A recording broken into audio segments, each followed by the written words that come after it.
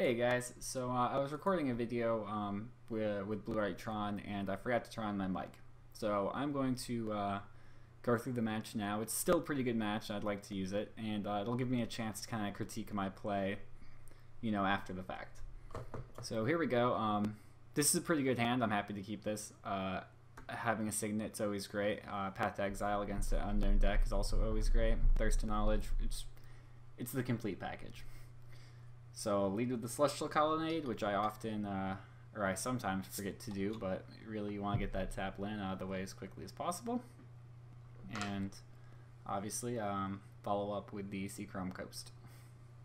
Another land just to get into play early, you know, before it has to come into play tapped. Also, I mean, the Seachrome Coast should give away that I'm playing Blue-White Tron. There's really no decks that play that. And if that doesn't give it away, then the Azorius Signet certainly should. But there's no need to show him the tower. So he's got a Sulphur Falls, which immediately says Twin to me. I think Storm might play one or two, maybe. No, they don't. They play the Shivan Reef. So yeah, Sulphur Falls is pretty much going to be Twin all the time. We drew a Power Plant, which is nice, and I'm actually pretty happy to see Anticipate here. Something about that card in Twin. It's possible I'm wrong, but it doesn't scare me.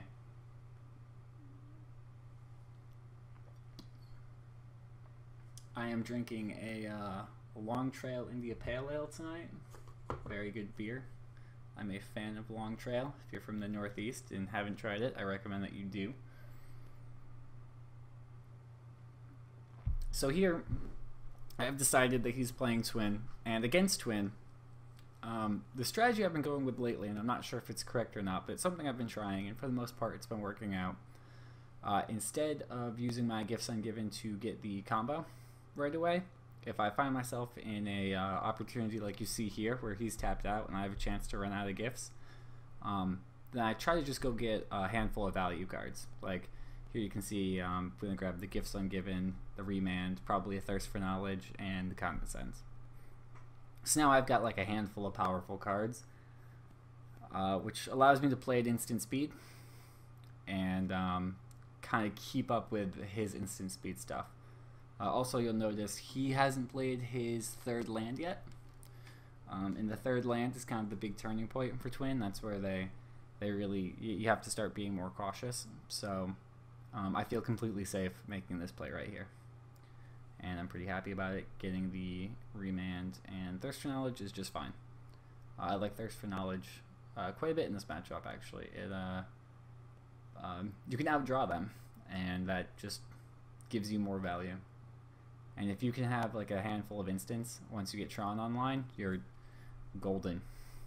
You have more mana, you can cast more powerful spells. So there we drew the Unburial Rites, which happens to me extremely frequently and is very frustrating. There is no way to actually cast that card in the deck. It has to come from the graveyard.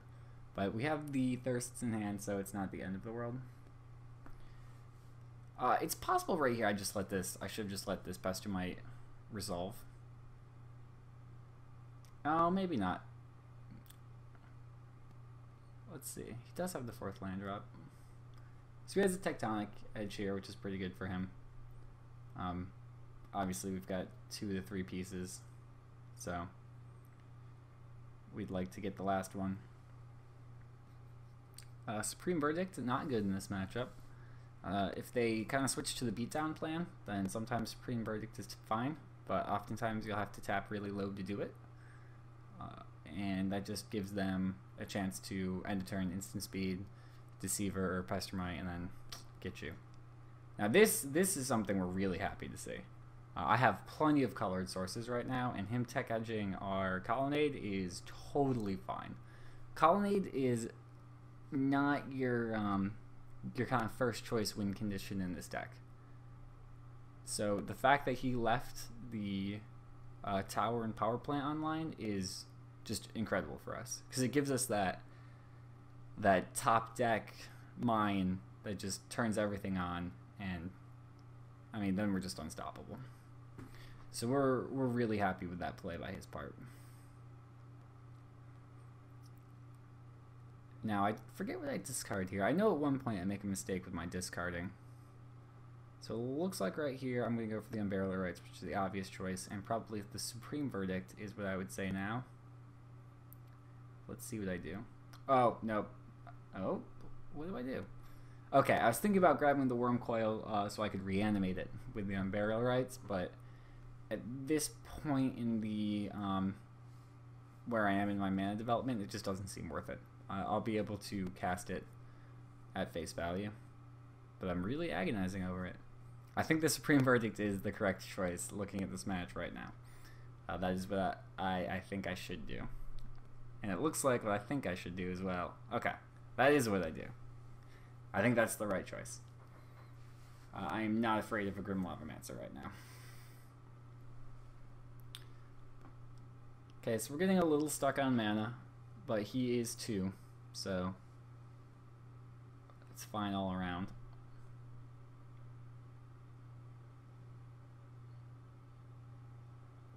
I think the main phase Thirst right here is a little debatable, but also digging for a land, not so bad either.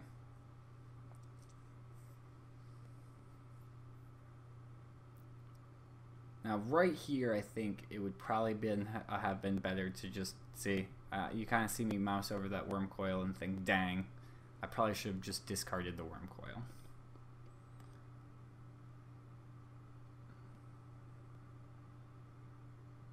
Because then I could have just played the Hollowed Fountain and had a full hand.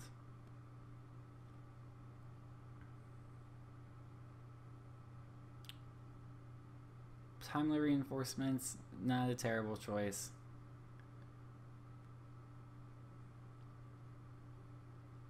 Again, that's debatable. I mean, the Worm Coil's pretty good. He is stuck on mana. There's a good chance I'll get to stick it. But I do have the Ugin still in hand, which is also a perfectly acceptable win condition in this matchup. Like, if I land Ugin here, he's going to have a really hard time getting it off the board. Most Twin decks are only playing 1 or 2 Cryptic Commands at most. But as you can see, like I said, I'm getting the opportunity to just keep hitting these Thirst for Knowledges. And it just puts you so far ahead. Like when you discard 2, you're not really you're not gaining card advantage, but you're getting to filter very well. And I got to put the Unbearable Rights in the graveyard, which obviously has a lot of value. I'm fine with that getting counterspelled here. I will often use the Thirst for Knowledges to bait counterspells because they're just perfect for that. I mean, I have bigger threats. I'm holding an Ugin and a Sphinx's Rev. Landing either of those will win me the game, so having him counter Thirst for Knowledges is fine.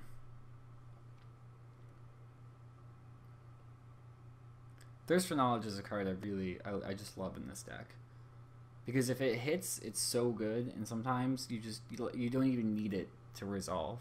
You can just throw them out all willy-nilly.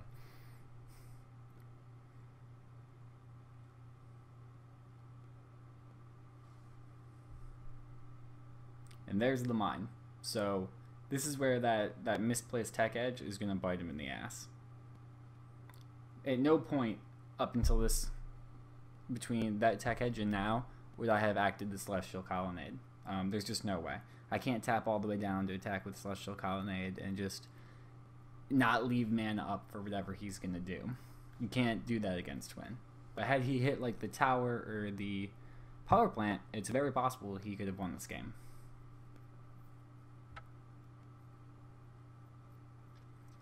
So I laid with the Worm Coil Engine because he has to deal with it, and if it gets countered, that's fine, or if it gets pathed, that's fine too.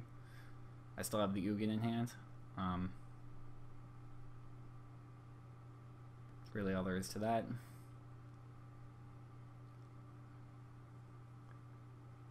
So he discarded his Splendid Twins, so we pretty much know he has one in hand. He's got 5 cards in hand. There's just no way one of those cards is not another Splinter Twin. And he's going to have to start going for the combo soon, or he will just get run over by Worm Coil Engine, but I'm holding Double Path Exile, so... And there's the third one. all in all, this is an extremely comfortable position to be in. We're feeling pretty good right now.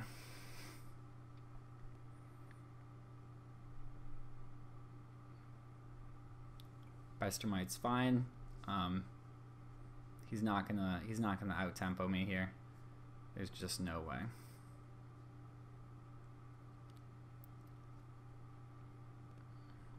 And there's the Ugin. He does have the remand for it, but that's fine.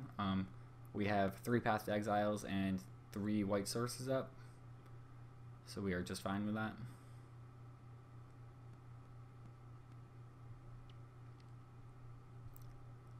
We obviously go for the path here.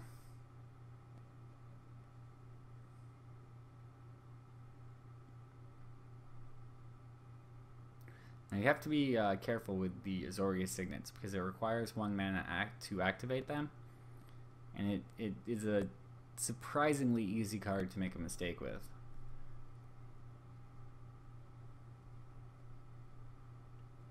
In fact, when I casted the Ugin, it might have even been a fine idea to use one of them. So he remands. We say fine. We don't want to use another path in response. That just lets him know we have multiples. We activate the Azorius Signet. That way we have the 1 blue mana to activate the second one should we need to path again, but that does seem unlikely given the board state.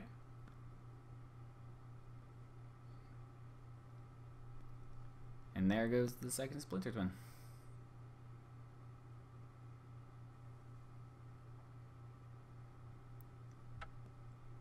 So now 2 of the twins are in the graveyard. He's down to 3 cards in hand.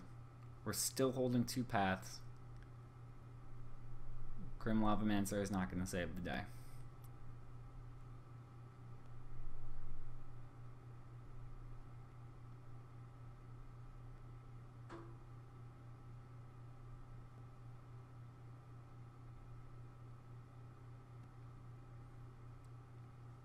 I think Ugin is an excellent addition to this deck. He's just perfect for it in every way. His minus ability doesn't affect any of your cards. His plus ability is Lightning Bolt, and that's just insane. And his ultimate is going to win you the game 99% of the time. So you don't need colored mana to cast him. He's just everything this deck wants. The deck used to play, some versions still do actually play Batterskull. I've never been a fan of Batterskull in this deck because there's nothing to equip it to.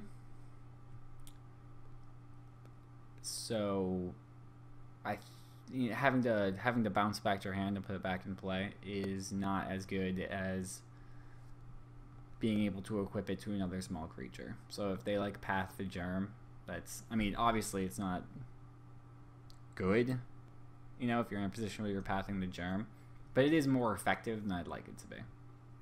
So end of his turn, I just throw out the Sphinx's Rev. Again, so one of the situations where I'm not really worried whether it resolves, so I will keep making, I'm going to keep forcing him to do things. So like, that guy, is it charmed? Okay. I'm still holding protection against the combo, and I have all of the damage I need on the board. No reason not to get rid of Desolate Lighthouse here.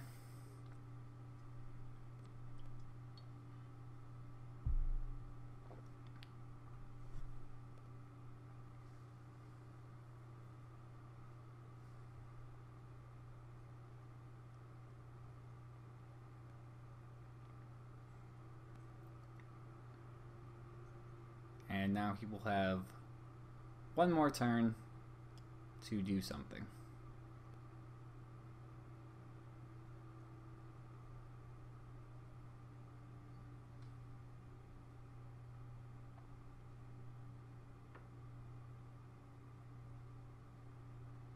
That is not going to do it.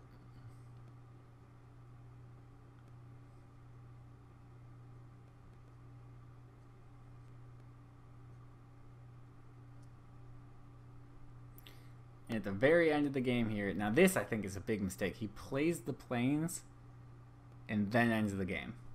I had not seen a plains for the entire game. I had no idea he was splashing white. There was no reason to reveal that information to me at all.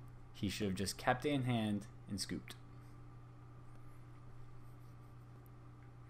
So again here, I'm going to cut an expedition map because I play 3, and as much as I love the card, you can't afford to cut one. And here I'm going to bring in the counter spells. They are super good in this match. Just being able to fight the counter wars is worth quite a bit. Delay is, as I've mentioned, the card I'm trying out. There are certain spells that's just a hard counter to. Any counter spell that's not Cryptic Command, for example. And lots of other situations, just, I mean, 3 turns later isn't soon enough. So here, all 3 of those are going to come in. There's a quick look at delay.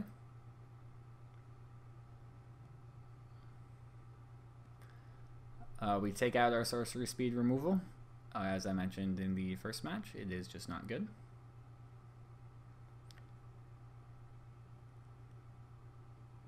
You can see I'm kind of thinking about Ghostly Prison. It does stop them from comboing out.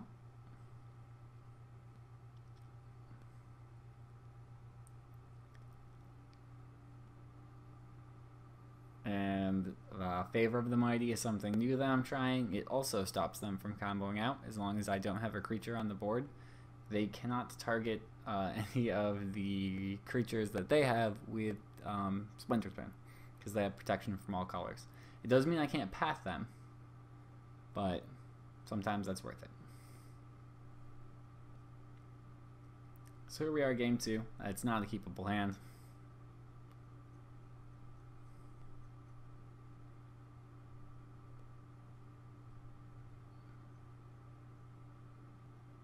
I don't even know what I'm thinking about here. Just click the mulligan. There you go. That is a keepable hand. It's got some early stuff. It's got a path. Path is one of your better cards in this matchup. Condescend is an excellent, excellent draw.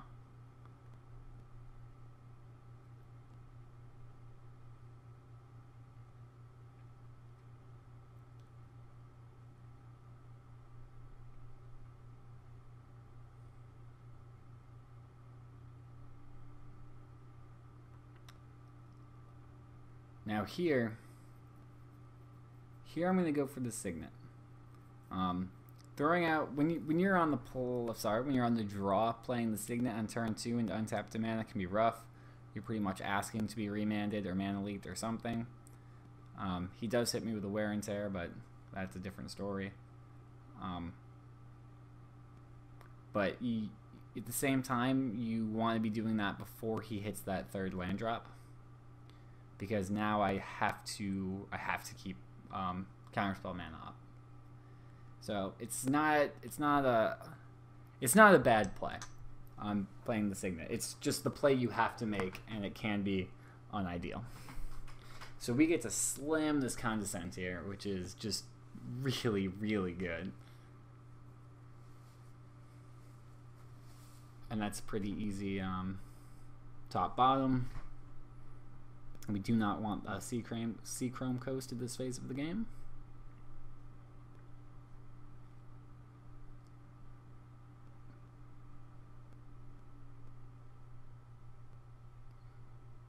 He hits land 4 and just passes.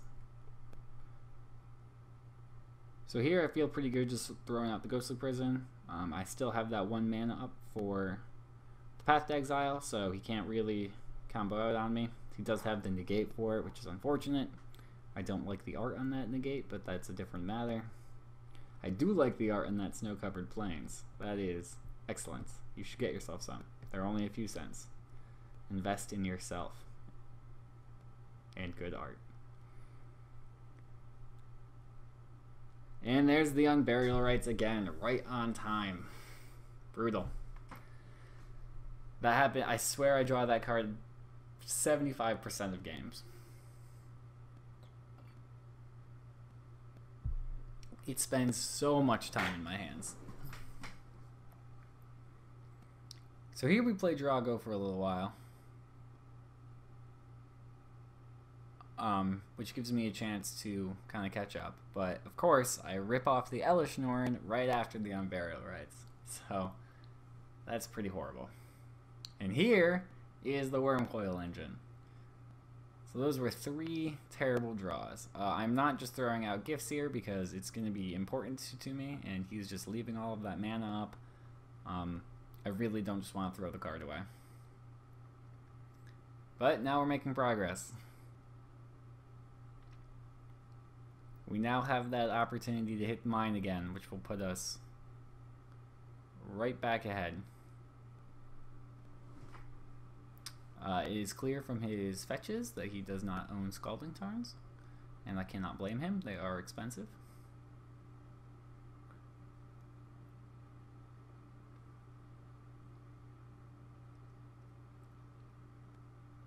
And there is the mine.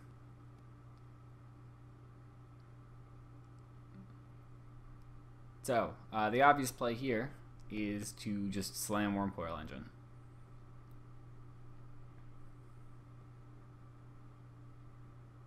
I do not slam Wormcoil Engine. Okay. Oh, okay, yep. I'm gonna leave up, I'm gonna go for the end of turn Gifts Ungiven. Because now I can kind of... No, alright, sorry. I apologize for all my bumbling here. This was actually a mistake. I went for the end of turn gifts because I was under the impression I could protect it. But I was wrong because I did not properly count my blue mana. I cannot Snapcaster back Condescend right here. Even if I could, I don't have enough to actually effectively Condescend. So this was just getting ahead of myself, and that gifts that I held on to for so long, I threw away. Not impressive.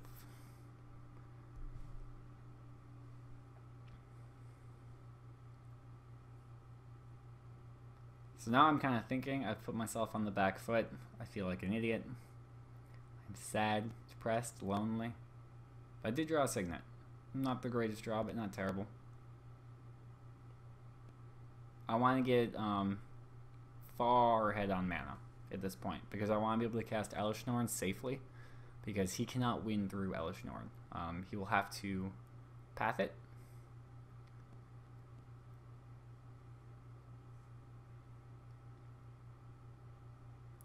I assume he's playing the white 4 paths. It's the only thing I can think of. So I use the extra mana to cast the Signet and pass the turn.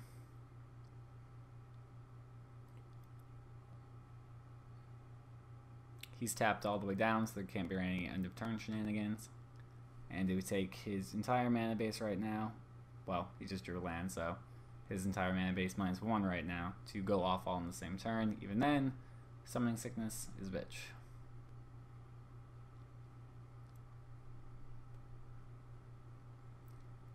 So we do draw another Gifts, which is pretty good. And again, we're focused on getting Elishnorn on the board safely. We want to get her down and defend her. So that is what I'm trying to do here. In the meantime, I'm going to keep checking out this Wormcoil Engine because he has to do something about it.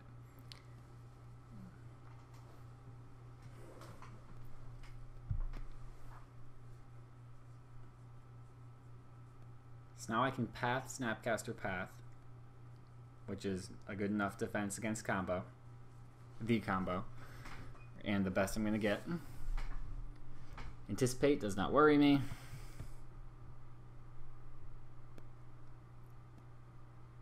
This is one of those situations where I feel like Serum Visions would just be better.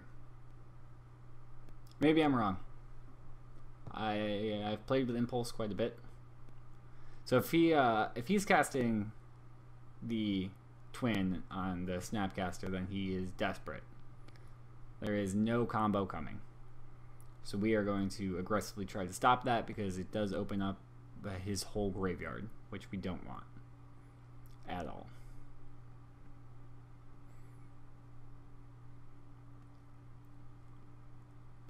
So the path sticks, and now we are in pretty good shape.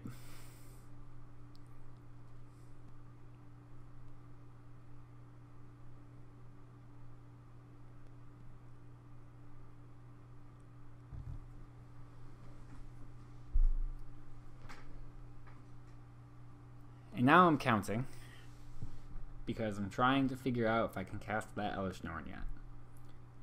And now that I'm looking back at this again, I feel like I just should. Like I said, I don't think he's going to try and combo out right now, because he just threw that twin onto the Snapcaster. And he has a lot of mana. I feel like if he had the creatures he needed, he would have gone for that. But I do instead decide to err on the side of caution. And, you know, that might also be right. I'm holding a Gifts Ungiven. Maybe there is no reason just to tap down and risk it. 2 more hits from Wormcoil and the job's done. Now this is a scary card. If this resolves, we don't feel good about that. That turns off a lot of our deck. So we go for the gifts.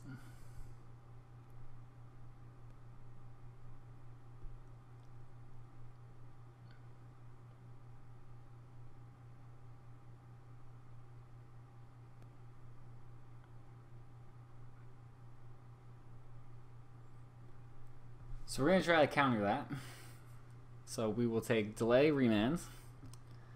Probably Gifts Ungiven.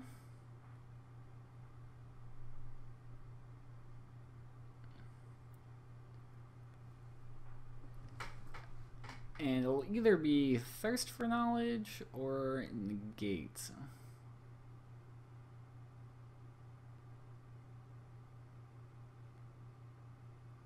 Yep.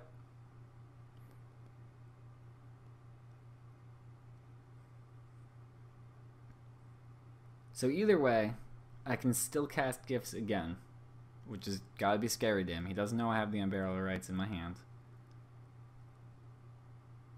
And here I think he makes a mistake here, but I'm not sure that there was any other way out. He gives me the delay, and the delay is just really good right here. Unless he has some way to deal with the delay will put that Teferi out of play for way more time than I need to finish winning the game. And I think he realizes that as well.